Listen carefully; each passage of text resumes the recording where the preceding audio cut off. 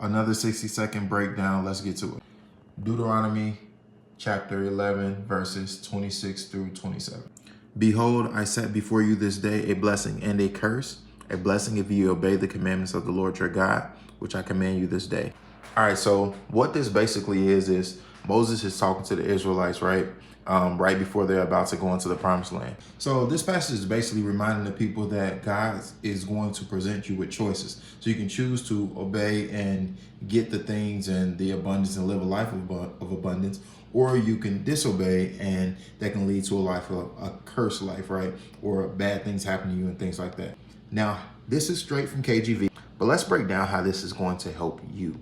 Your current circumstances are a result of past action. So it's not about blaming anybody else. So if you want to be further or feel like you should be further, what have you done? What did you do the last 6 months? And this is why it's so important, why I'm always telling people from a business side, like you have to take action immediately on the things and the ideas that you want to actually do. Like God is giving you the idea, and a part of that obedience from my perspective of, and this is just how I think, is like actually utilizing the tools, the ideas, the resources that he's already instilled in you. And so a lot of times what ends up happening is we just sit on ideas. We just sit on things as people because we are filled with worry. And I'm not even going to get into like how worry is not in alignment with God's plan for you. And so like I experienced the other side of this, and to a degree of like, there was a time in my life where I was just living 100% for me. Like it was just like all about me. And don't get me wrong, like we are supposed to like self-preservation, right? But as I dive into the word more and more, like the understanding of who I've always been, which is a person that serves, a person that gives, is who is in alignment of like what we're supposed to do.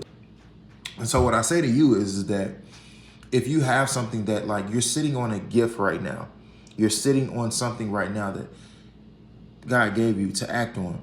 So act on it. Like the business, the doubt, the business that you want to start, but having doubt to start that business or worry and all these things, it is not in alignment with the promised land.